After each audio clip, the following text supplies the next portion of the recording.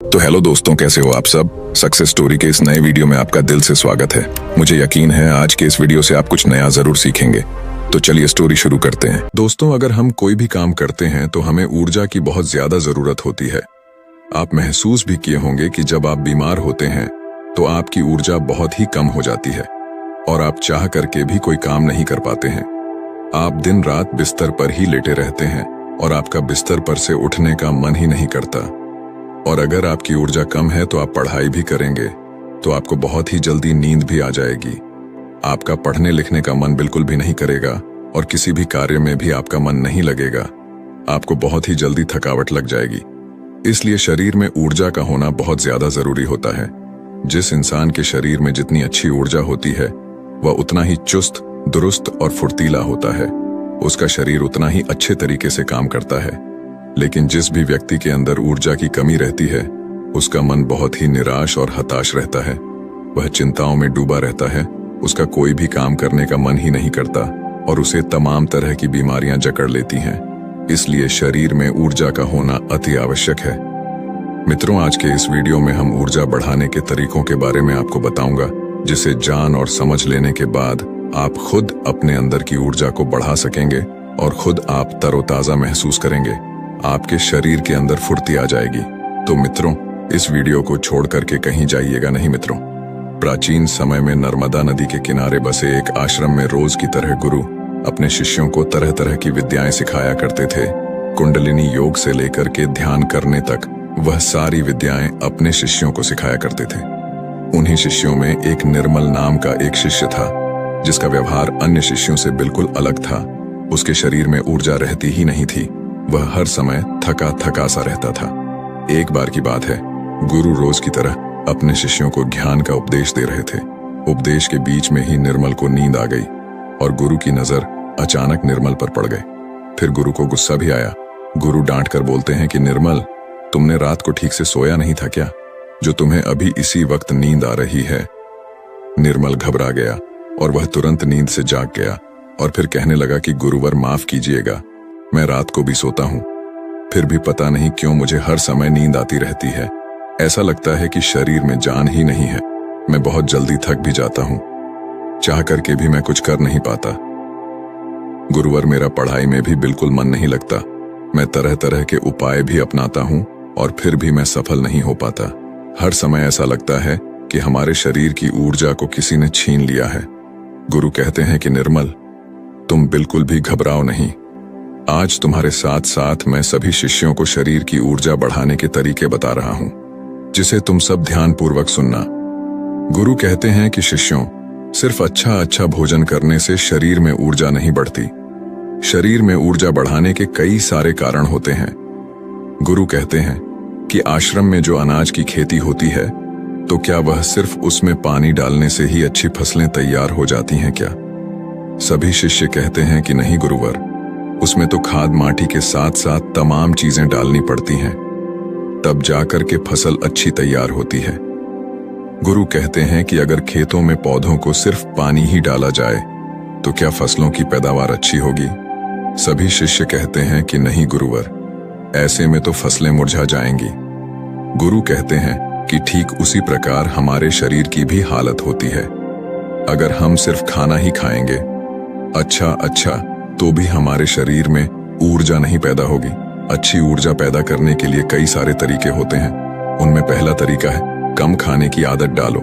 सभी शेष गुरु की इस बात को सुनकर के आश्चर्यचकित हो जाते हैं कि गुरुवर, अगर हम लोग बहुत कम खाना खाएंगे तो फिर हमारे शरीर में ऊर्जा कहां से आएगी? गुरु कहते हैं कि यही तो आज तक तुम सब समझ ही नहीं पाए। लोग सोचते हैं कि ज्यादा खाना खाएंगे तो शरीर में ताकत बढ़ेगी। ऐसा कुछ भी नहीं होता है। आप खाना पर्याप्त मात्रा में लीजिए, बल्कि मैं तो यह कहूंगा कि जितना आपको भूख है उससे थोड़ा कम ही खाइए। इससे क्या होगा कि जो आपके शरीर की प्राण ऊर्जा है वह भोजन को जल्दी से पचा देगी और जो बाकी ऊर्जा बचेगी वह आपके शरीर की टूटी फूटी कोशिकाओं की मरम्मत करने में मदद करेगी। इससे आपके शरीर की प्राण ऊर्जा को आपके शरीर की देखरेख करने के लिए बहुत समय मिल जाएगा। और आप जब खाना पर्याप्त मात्रा में लेते हैं, बहुत ज्यादा खाना नहीं खाते हैं, तो आपका शरीर हल्का रहता है। और जब आपका शरीर हल्का रहेगा, खाना बहुत अच्छे तरीके से पच जाएगा तो बाकी लोगों की अपेक्षा आप बहुत हल्का और ऊर्जावान महसूस करेंगे। गुरु कहते हैं कि जो लोग ज्यादा खाना खाते हैं उनके शरीर की सारी ऊर्जा सिर्फ खाने को ही पचाने में लग जाती है और कई घंटों तक तो उनका खाना पचता ही रहता है और ठीक से उनका पाचन भी नहीं हो पाता। पेट उनका भारी भारी सा रहता है। लेकिन जो व्यक्ति कम खाते हैं उनका पाचन बहुत ही जल्दी हो जाता है और फिर बचे हुई प्राण ऊर्जा शरीर की टूटी फूटी कोशिकाओं की मरम्मत करती रहती है। ऐसे लोग बहुत ही ऊर्जावान महसूस करते हैं। तुमने अजगर को तो देखा ही होगा। अजगर खाना खाने के बाद कई घंटों तक या यूं कहें कि कई दिनों तक यूं ही अस्वस्थ पड़ा रहता है। उसके शरीर की फुर्ती ही चली जाती है। ऐसे ही हम सबके साथ होता है। अगर हम ज्यादा खाना खाएंगे तो हमारे शरीर की सारी प्राण ऊर्जा पूरे दिन रात सिर्फ उस खाने को पचाने में लगी रहेगी। लेकिन अगर हम खाना पर्याप्त मात्रा में खाते हैं या जितना हमारी भूख है उससे कम खाते हैं तो हमारे शरीर की बची हुई प्राण ऊर्जा हमारे शरीर की टूटी फूटी कोशिकाओं की मरम्मत करने में लग जाती है। गुरु कहते हैं कि पहले तो तुम सब यह करो कि जितना तुम्हें भूख है उससे थोड़ा कम खाओ और आज से ही इस रहस्यमयी तरीके को अपनाना शुरू कर दो। इसका असर तुम्हें 1 हफ्ते में दिखने लगेगा। गुरु कहते हैं कि दूसरी बात जो तुम सबको याद रखनी है हमेशा ऊर्जावान बने रहने के लिए वह ये है कि पौष्टिक भोजन खाओ। गुरु कहते हैं कि अधिकतर लोग तो सिर्फ पेट भरने के लिए खाना खाते हैं। उन्हें लगता है कि उनका पेट बस भर जाए तो सब ठीक हो जाएगा, तो ऐसा बिल्कुल भी नहीं होता है। आपके शरीर को विभिन्न प्रकार के विटामिन्स की जरूरत होती है। अगर आपके शरीर को पर्याप्त मात्रा में विटामिन्स नहीं मिलेगा तो धीरे धीरे आपका शरीर कमजोर पड़ने लगेगा। मान लीजिए कि आपके शरीर में विटामिन ए की कमी रहती है तो आपको रतौंधी रोग हो सकता है। अगर आप अपने खाने में कैल्शियम की मात्रा नहीं लेते हैं तो इससे आपकी हड्डियां कमजोर हो जाएंगी और उनमें दर्द भी हो सकता है। हड्डियों को मजबूत करने के लिए सबसे अच्छा तरीका है कि आप दूध का सेवन करें और आप थोड़ा समय धूप में जरूर बिताएं। इससे क्या होगा कि विटामिन डी धूप में त्वचा के नीचे पर्याप्त मात्रा में बन जाएगी। सूर्य के प्रकाश में ही विटामिन डी का निर्माण होता है और उसका निर्माण आपकी त्वचा के नीचे होता है, जो आपके शरीर की हड्डियों को मजबूत बनाने में अति आवश्यक होता है। इससे आपकी त्वचा की चमक भी बढ़ती है और आप तंदुरुस्त भी रहेंगे। गुरु कहते हैं कि खाने में अच्छा और पौष्टिक भोजन लो और जितना ज्यादा हो सके प्राकृतिक भोजन खाओ, उससे तुम्हारा मन शांत रहेगा। गुरु कहते हैं कि शिष्य हमेशा ऊर्जावान बने रहने का तीसरा तरीका है व्यायाम करने की और ध्यान करने की आदत डालो। शिष्य कहने लगे, गुरुवर, ये तो हम प्रतिदिन करते हैं, इसमें कौन सी बड़ी बात है, ये तो सभी करते हैं। तभी फिर गुरु कहते हैं कि हाँ, बात तुम्हारी सही है, लेकिन अगर व्यायाम को और ध्यान को एक निश्चित समय पर ना किया जाए, जब मन में आया तब कर लिए, तो ऐसे करने से कोई मतलब नहीं होता है, बल्कि उसका शरीर पर बुरा असर तुम्हें देखने को मिलेगा। इसलिए सबसे ज्यादा जरूरी यह है कि व्यायाम और ध्यान को एक निश्चित समय में करो। गुरु कहते हैं कि प्रातः के समय व्यायाम शुरू करो, फिर होगा क्या कि तुम्हारे शरीर की ऊर्जा बढ़ने लगेगी और तुम्हारे शरीर में फुर्ती भी आने लगेगी, क्योंकि व्यायाम करने से शरीर के सभी अंग मजबूत होते हैं और उनके कार्य करने की क्षमता भी बढ़ती है। तो इससे तुम दिन में काफी समय तक ऊर्जा से भरे रहोगे। ऊर्जावान महसूस करोगे। जब धीरे धीरे ऊर्जा घटने लगेगी तो फिर अगला दिन आ जाएगा, तो तुम अगले दिन ठीक उसी समय पर व्यायाम करना, तुम्हारा शरीर ऊर्जा से भरा रहेगा। लेकिन सबसे ज्यादा जरूरी यह है कि व्यायाम और ध्यान को एक निश्चित समय पर करना, तभी इसका प्रभाव तुम्हें देखने को मिलेगा। और प्रतिदिन तुम सुबह और रात को जब सोने जाओ तो ध्यान में लीन हो जाओ। ध्यान की ताकत बहुत ही ज्यादा बड़ी होती है। ध्यान से तुम खुद के मन और मस्तिष्क को काबू में कर सकते हो। ध्यान से तुम्हारे शरीर की प्रक्रिया अच्छे तरीके से चलेगी। ध्यान में बहुत ताकत होती है। तुम सुबह और ध्यान की गहराइयों में जरूर जाना। गुरु कहते हैं कि शिष्यों, चौथा उपाय है अपने शरीर की ऊर्जा बढ़ाने का। वह यह है कि तुम्हें चिंता को अपने वश में करना होगा। गुरु कहते हैं कि शिष्यों, अभी तुम सब बच्चे हो, अभी तुम सबको उतनी फिक्र नहीं है, लेकिन जब तुम धीरे धीरे बड़े होने लगोगे तो तुम्हारे ऊपर भी जिम्मेदारियों का बोझ आएगा, तो तुम्हारे ऊपर तमाम कामों का बोझ रहेगा। मैं यह नहीं कह रहा हूं कि तुम चिंता से हमेशा के लिए मुक्त हो सकते हो, लेकिन हाँ, अगर तुम समझकर चलो कि चिंता को कैसे रोका जाए, उसे कैसे अपने से दूर रखना है, उसे खुद पर हावी नहीं होने देना है, तो तुम बहुत ही समझदार व्यक्ति कहलाओगे। क्योंकि चिंता ही एक ऐसी बीमारी है जो तुम्हारे शरीर को हर वक्त जलाती रहती है। जो व्यक्ति जितना गहराई से और जितना अंदर से चिंता करता है, वह बहुत ही ज्यादा परेशान रहता है। उसके शरीर की ऊर्जा को चिंता खुद छीन लेती है, और जिसके जीवन में चिंता ज्यादा है, वह मानसिक रूप से भी बीमार रहता है। इसलिए तुम सबको चिंता पर काबू पाना होगा। चिंता करने से ना तो हमारा भविष्य बदलता है और ना ही हमारा भूतकाल। चिंता सिर्फ और सिर्फ हमारे शरीर को हमसे छीन ले जाती है, हमारे सुख चैन को हमसे छीन ले जाती है। इसलिए जिस चीज को लेकर तुम्हें चिंता हो रही है, एक बार गौर से ध्यान में बैठ करके उसे देखने की कोशिश करो कि क्या वाकई में वह बात चिंता करने लायक है कि या नहीं। तब तुम पाओगे कि तुम 70 से 80% तो चिंता बेफजूल की बातों को लेकर के सोच रहे हो, जिनका कि वास्तव में कोई मतलब नहीं है। जिस भी बात को तुम जितना ज्यादा पकड़ कर रखोगे, वह बात तुम्हें बहुत ही ज्यादा सताएगी। इसलिए जो हो रहा है उसे होने दो, क्योंकि अगर तुम्हारा शरीर स्वस्थ रहेगा, तुम ऊर्जावान बने रहोगे, तो तुम चिंता से भी निपट लोगे। इसीलिए शिष्यों, अगर तुम्हें ऊर्जावान बने रहना है तो चिंता को अपने काबू में करना होगा। और इसके लिए आप प्रतिदिन ध्यान और व्यायाम की क्रिया जरूर शुरू करो। गुरु कहते हैं कि हमेशा ऊर्जावान बने रहने का 5वां नियम है, समय की गति के अनुसार चलो। शिष्य कहते हैं कि गुरुवर, यह बात कुछ ज्यादा समझ में नहीं आ रही है कि समय की गति के अनुसार क्या होता है। गुरु कहते हैं कि जब सुबह होती है तो चिड़ियां चहचहाने लगती हैं, पौधों के फूल खिल जाते हैं, पत्तियां हरी भरी हो जाती हैं, वह भी सूर्य के प्रकाश में अपने भोजन का निर्माण करने लगती है, कलियां भी खिलने लगती हैं और चारों तरफ पेड़ पौधे ऊर्जा से भर जाते हैं। इसी प्रकार तुम्हारा शरीर भी होता है। अगर सूर्य निकलने से पहले तुम नहीं उठते हो बिस्तर से, तो तुम्हारे शरीर की ऊर्जा कम होने लगती है। प्रकृति के साथ खुद को तालमेल बनाकर चलो। जब सूर्य उगता है, उससे पहले तुम सब अपने बिस्तर से उठ जाओ, और जब सूर्य अस्त होने लगता है तो उस समय भी तुम सब सोने चले जाओ। अगर तुम सब सही काम को सही समय पर करते हो, तो तुम्हारा शरीर हमेशा ऊर्जावान बना रहेगा। जो व्यक्ति आलसी होता है, सूर्य निकलने के बाद उठता है और रात भर जागता रहता है, दिन में सोता रहता है, तो उसके शरीर की ऊर्जा छीड़ होने लगती है।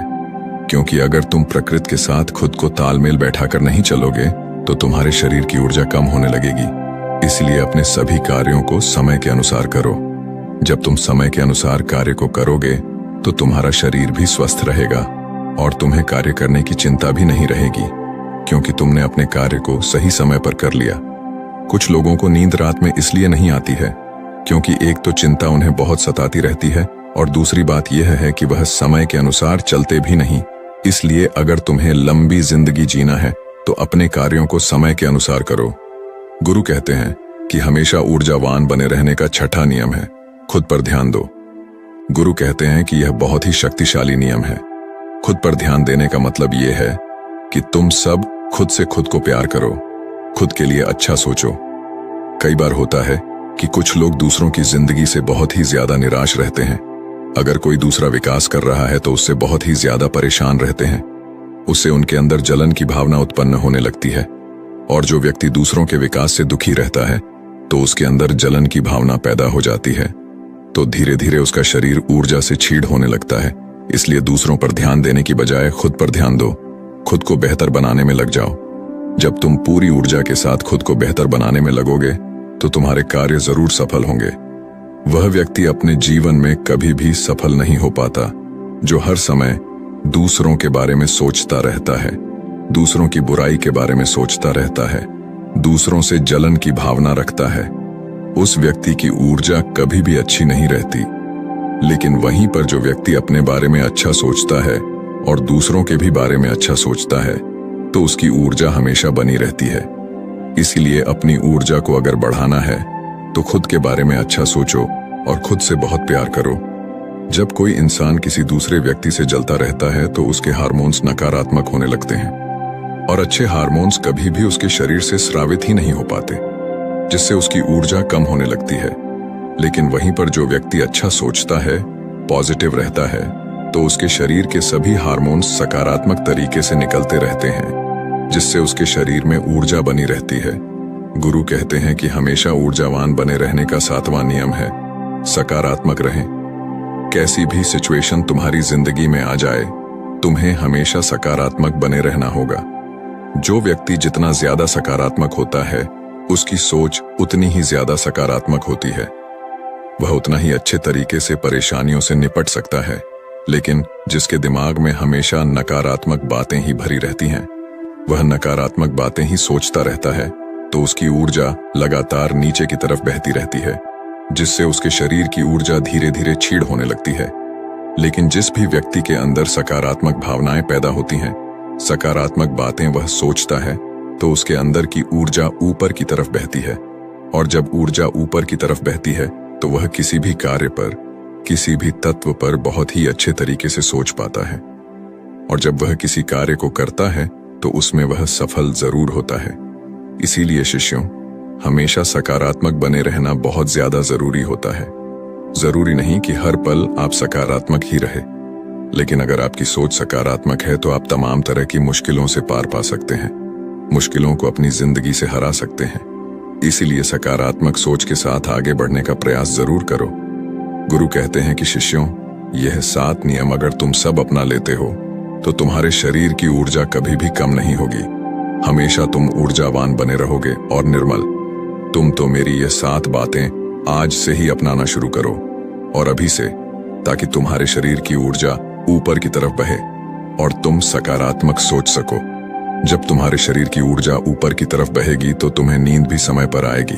हर पल तुम्हें नींद नहीं आएगी और तुम्हारा शरीर ऊर्जा से भरा रहेगा। गुरु यह 7 नियम बताकर के शांत हो जाते हैं। तभी सभी शिष्य खड़े होते हैं और गुरु को प्रणाम करते हैं और उनका धन्यवाद अदा करते हैं, और सब लोग अपने अपने कार्यों पर वापस लग जाते हैं। तो दोस्तों, उम्मीद है इस वीडियो से आपको काफी कुछ सीखने को मिला होगा, और अगर कुछ सीखने को मिला हो तो हम